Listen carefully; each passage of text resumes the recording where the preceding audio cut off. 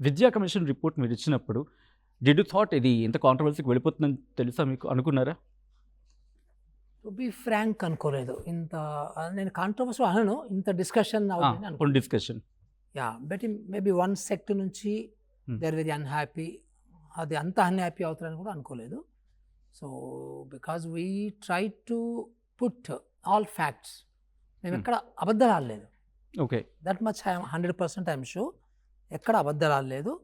So కొంతమందికి నచ్చవు, ఎప్పటికీ నచ్చవు. ఈ సొసైటీలో మీరు చాలా ఫ్రాంక్గా ఉంటే చాలా నచ్చవు చాలామందికి. అది సహజం. అది అది చాలా సహజం అది. ఎందుకంటే మనది చాలా హిటరోజీనియస్ సొసైటీ అండ్ మనది కొంచెము very self centric society and కొంచెం మనకి సమాజం పట్ల చాలా సోషల్ కాన్షియస్ తక్కువ ఉన్నటువంటి సొసైటీ. ఓకే.